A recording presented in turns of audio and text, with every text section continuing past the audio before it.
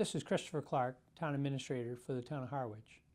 I thought I would take some of the time today to kind of give some previews to what's coming up at the 2018 Annual Town Meeting.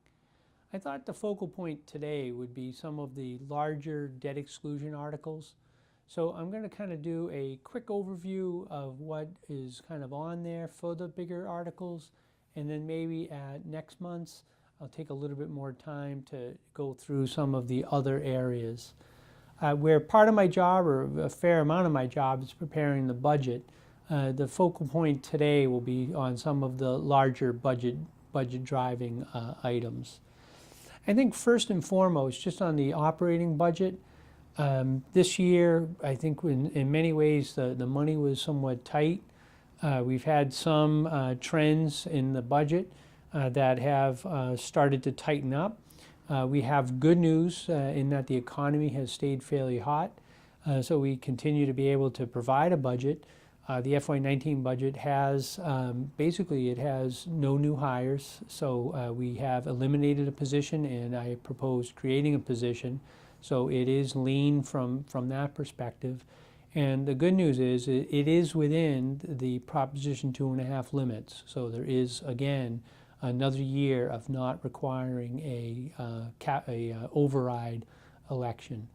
As has been the practice, there are several large capital projects that really go beyond our ability to pay out of the operating budget.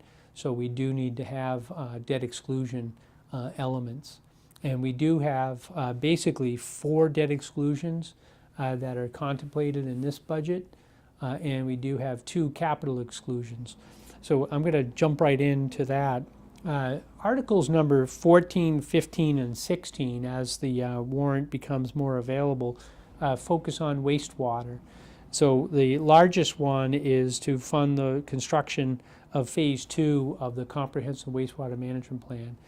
This is 20 million plus, and this is 8 miles of pipe in the southern section of the Pleasant Bay watershed that we are looking for. This is consistent with what we did last year. We had asked for 34 million last year. We funded 12. And now this is basically the balance that is being requested to do that. So town meeting will be asked in Article 14 to fund that project, and then it is contingent upon a ballot election. The town meeting vote, because it's a debt exclusion, would be a 2/3 vote. And the ballot question is, as always, a simple majority. So that is one of the key areas. I think I will focus on kind of the bigger picture items. The second one that we have for debt exclusions, and these are part of the Appendix A in the warrant document. So if you're looking for the warrant document, you can see the ballot questions.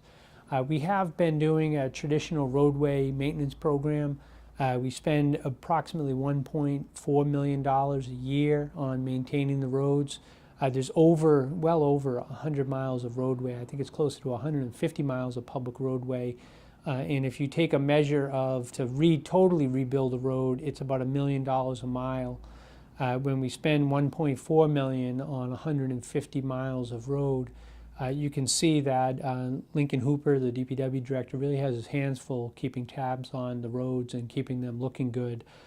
So we do that by taking $700,000 of what's called Chapter 90 money, or gas tax money that comes back to us, and putting that towards the roads as is required. It's a grant we receive each year, and then matching up another $700,000 to get to that $1.4 million number. Because we do this every year, we are able to finance that over a 5-year period, so we make those payments. So we are able to kind of roll that money. So even though we ask for this each year, the tax impact to the voter is fairly mitigated because we do that, and as the debt falls off, we add new debt, so we keep it fairly constant in terms of that. So that is the second debt exclusion, and again, debt exclusion, it stays on for the length of the borrowing. And in the roadway ones, we have kept those all to 5 years, so we keep things to 5 years on that. The next one, and actually on the DPW, the road maintenance program, is Article 22, if you're looking. The fire department on Article 24 is the construction of Station 2. That is the debt exclusion number 3. This is the station that is located at, the address is 149 on Route 137, up in the East Harwich area by the built-up area. They have a large cell tower in that. The estimated cost at this point is $6,050,000. So that is the estimate. Bids are out. We will be relying upon an engineering estimate for the sewer project, but we will be having actual bids for the station. So the station improvement, I think this is an important project because we are getting a lot more since the Fontaine Medical Group has located in East Harwich. The number of runs in that area has gone up. In the last 2 years here, we've had some stabilization, but we do have a fair amount of runs that come out of that.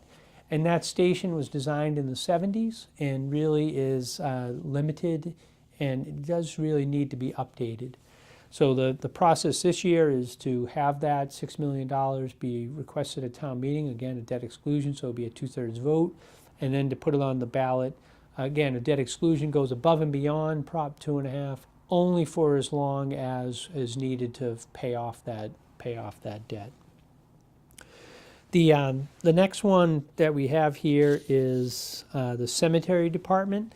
The cemetery department is looking to construct a pet crematory and for the equipment as well as for the building. That is contained in Article 26. This is a debt exclusion. This is one that we've been doing in my time here where we take the opportunity, we do it as a debt exclusion, we do it as a general obligation bond because that's how we have to kind of borrow the money to complete these projects. But one of the things that we're looking at with this is we will generate fees. Obviously, once the facility is in the process of being constructed and coming online, there may be some taxpayer funding for it. But as those fees come in for people coming forward to have their pets be cremated and then pay the fee for doing that, we should be able to have that become self-sustaining. So the debt exclusion at this point will have, I would imagine, fairly minimal tax impact to the residents, some tax impact, but fairly minimal, and most of it would be paid for by fees.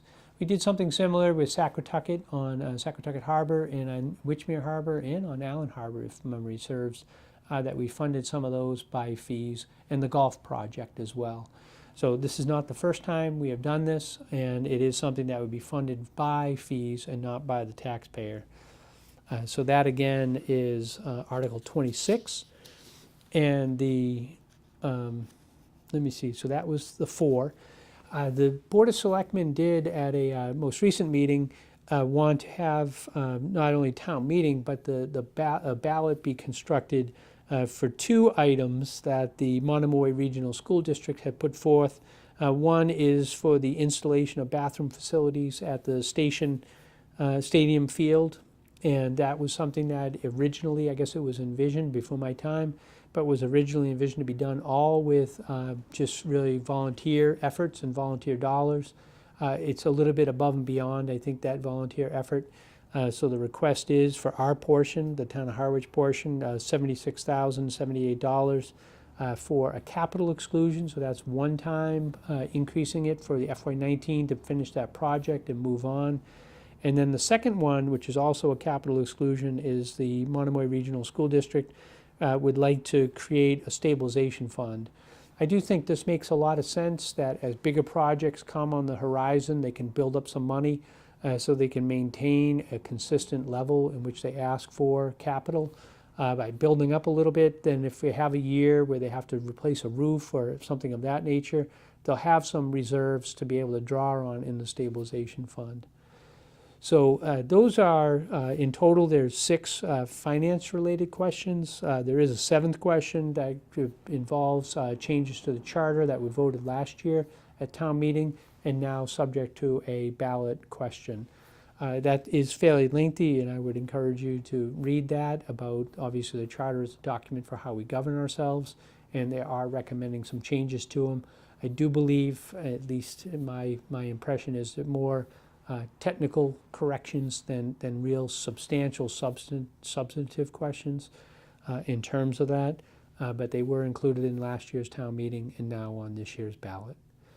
So hopefully that gives you a little bit of an overview of some of the bigger topics that will be before the voters at town meeting and then before the voters at the election. And certainly Caleb is always looking and does a good job of providing some feedback to me for what people would like to hear. So if you do have topics that you'd like to cover, I think I've done wastewater for a session and I've done marijuana. So I thought I would go back to my kind of bread and butter of finance for this one. And I think the next one we will talk about other elements of the warrant that will be facing town meeting. So thank you very much for your time and attention. Christopher Clark, Town Administrator, Town of Harwich.